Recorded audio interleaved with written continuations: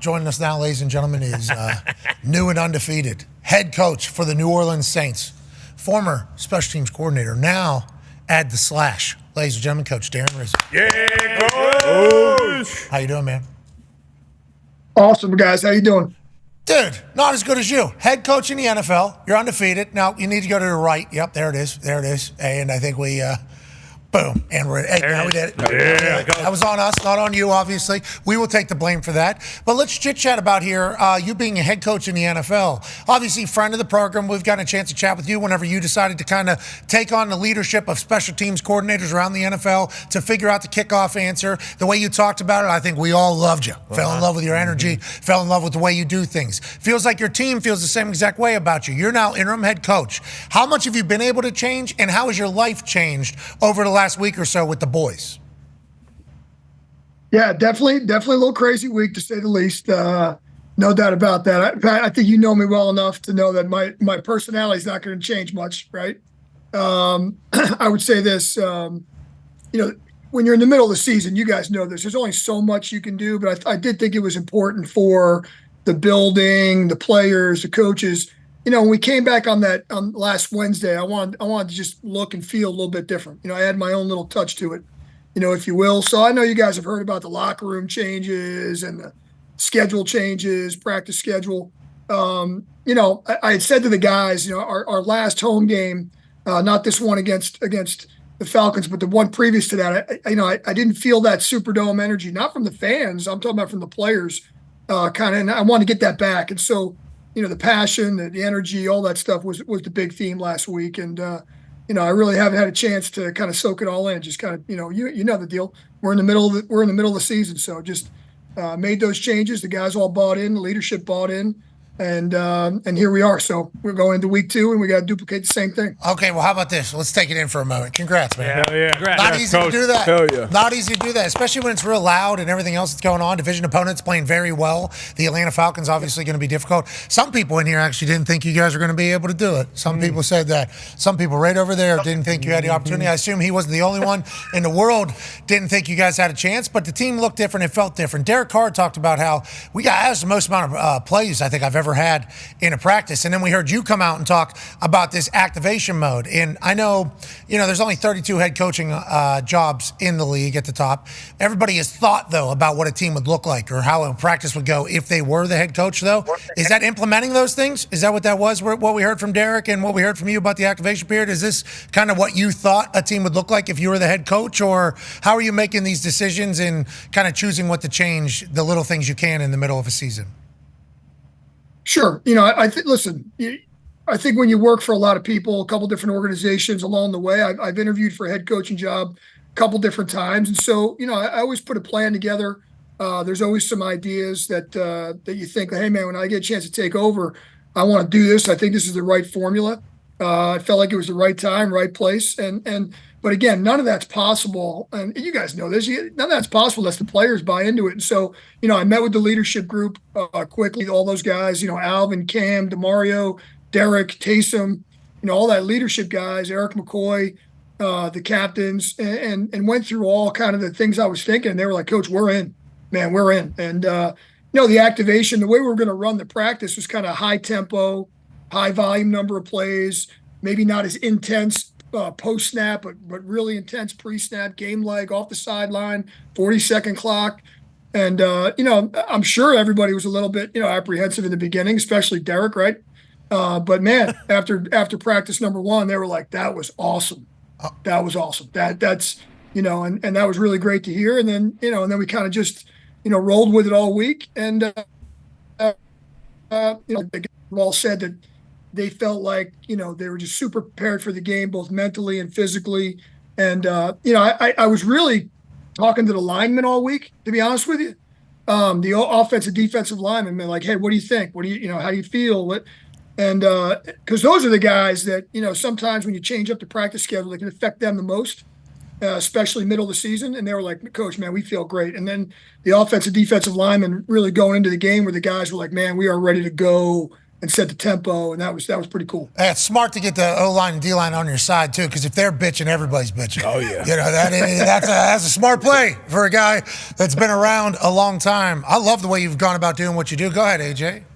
Coach, I know you've been a head coach at the college ranks, but what was it like being a head coach in the NFL sideline, like on game day? Was it what you expected? Was there any little things that came up here or there? Like, what is your after the game? Have you been able to sit down and feel like, okay, what do I need to do next week so we can continue this? Yeah, listen, definitely different being on the sideline for college and being on the sideline in the NFL games. What I try to tell myself going into the game was, man, you got to. Here I am preaching accountability and stay in the moment, and I was like, hey, you got to listen to yourself here, and so just try to stay in the moment during the game, the situations, and that was easy for me because I've really been doing the game management stuff for the better part of 10 years with the head coaches. And so, all the challenges and of course, right away we have a challenge that comes up. Yeah. And then, the timeouts and all that stuff. So I said to myself, you can't get wrapped up in the whole week. You just got to, take these 3 hours and treat it like any other game. Certainly it's going to be my call. I don't have to ask anybody if we're going to take a timeout or do anything like that. But at the same time, I'm like, man, you got to make sure your process stays the same. You guys have probably heard this. I talked to Bill Parcells. I talked to Dan Campbell. I talked to Todd Bowles during the week. And all those guys were like, Riz, man, just be Riz, be yourself. Don't be different. Don't be one of those guys that gets in the head coaching, seat and all of a sudden changes his ways. Don't be that guy. And because the players will see right through it. Oh, yeah. You know what? That's, yep. So, man, just be yourself. But man, it was awesome. The Superdome was phenomenal. The fans were great. They were into it, and we gave them a little bit something to cheer about early on, so it kind of got them going a little bit. That was really cool. Yeah, getting the home crowd involved early should be planned. That should be a part of it. Like, hey, if this is a added weapon for us, this Superdome, which I appreciate how much you respect it. It's like, hey, we need a little bit more. We're playing in the Superdome. Like, this is an honor. Like, I like that is how you viewed it and pitched it to your team. And I like that your team bought in. I think that is a big deal. You can, people say you lost the locker room or whatever. When a substitute teacher comes in, wherever the case is, there's some people that are like, Yeah. But he's been around. They know him. Special teams coordinator, too. Come on. Hell yeah. Proud of you, Riz. Legit. Now, there was a situation there at the end of the game. D-But's got a question Hey, for Coach Riz, you were pretty jacked up after your first win, rightfully so. We saw on the cameras, you got a little banged up here. So what are you on the injury report, off the injury report? Will you be joining the activation periods going forward? Maybe get a little lathered up? How you feeling going forward? Oh man, yeah, I'm definitely limited for sure. There's no doubt. I'm not full go. No, man, listen, those guys were fired up at the end, and I think you guys probably heard the story. Chase gets his sack there to sack fumble, and they lose a bunch of yards, and Peyton Turner started spraying his water bottle. I'm like, man, the game's not over. I'm like, stay locked in, 30 more seconds. We got a couple more plays here, and I'm ripping his ass. So when the game is over, here's his chance. He's going to come right back at me. And the guys got fired up. And then when I wasn't looking, he got me. And man, my entire left arm went completely numb. I mean, it was like it felt like an elephant trunk. I mean, I was like, are you kidding me? So then I'm leaning on Peyton and he's like, look at me. He's like, Coach, you all right?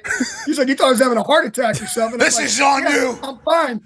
I'm like, you just I got a stinger down my left arm. I can't feel it. He's like, Coach, I'm sorry. I'm like, nah, we won. Don't worry about it. I'll take it. Oh, good. Take one for the team. And, but yeah, so that's what happened. So I look like a complete noner at the end of the game for sure. I got a couple good shots in there and then all of a sudden he buckled me, but it's like the old, from behind. Oh, snipe. Hey, never went down, Ray. Paralyzed. Live you learn, baby. We win. We just won a game, baby. We just won a game, baby. Got to enjoy the hell out of that. If I had to sign up for it, ahead of time, I would do it all over again. Hey, I'll take the hit. Okay. So that's after the game. Let's go to before the game. Ty has a question for you. Yeah, Coach. I think everyone appreciated how you made no bones about it. It's like, listen, I got to the stadium. I've never used the coach's locker room before. I take a shit and I clog the toilet. So you can imagine how I think the day is going to go after that. So this is a two-part question.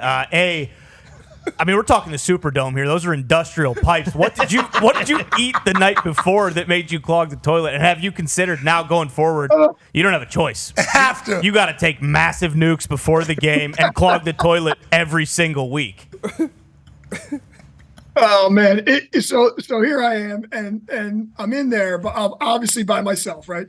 So I'm like, "Are you kidding me? Is this really happening right now?" So I got up and I'm like, you know what? If we win this game, I'm telling everyone this story because you know what? There's not a person out there that hasn't done that before, right? Everyone can relate. Come on now. Ty did it right? here. Doesn't matter. Yeah. Right. But it wasn't. It wasn't even that. It's just like the toilet wasn't going down. I was like, "Are you serious? This is really how my day's gonna?" Oh man. So yeah, I'm like, I got to share this. And if we lost, no one would have ever known. But I'm like, you know what? I'm gonna share this with everybody. No, I didn't get the plunger, Pat. Come on. I didn't know. I didn't know what all happened. Did you rolled up? You rolled up. Put your arm in there. Did you? Like JJ? Well, and I mean, you would think my brother was a plumber. My brother was a plumber, so you would think I could be able to take care of myself. But no, here I am. Mario, I'm a coach. I'm not. Rizzi, I love everything about that. Just the thought of that. I mean, that is wonderful. What a memorable first win. Yeah, no kidding. First of many. Yeah. First of many. Go ahead, AJ. Gosh, I mean, it's tough coming back from that. You might have to start every game like that. That's the crazy thing about it, Ty. I didn't think about that now, though. You know, not a bad idea.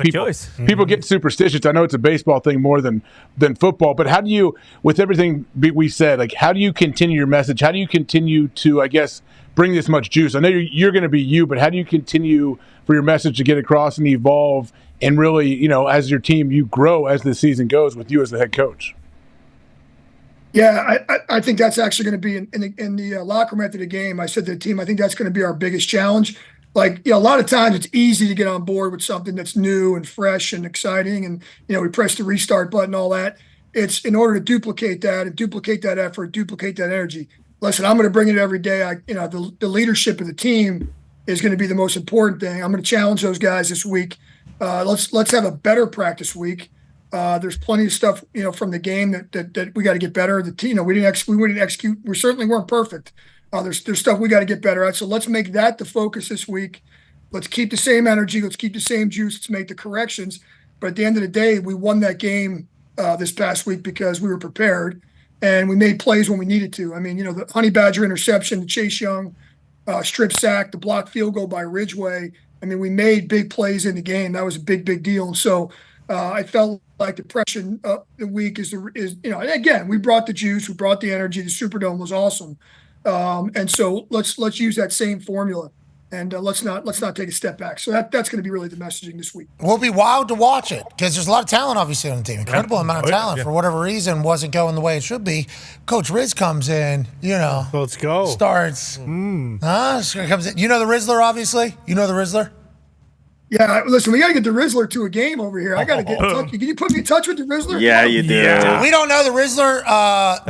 We know of the Rizzler, obviously. Panther just black. I think we all do. So hopefully it'll. We need it to happen. Give him a headset. Give him a headset too.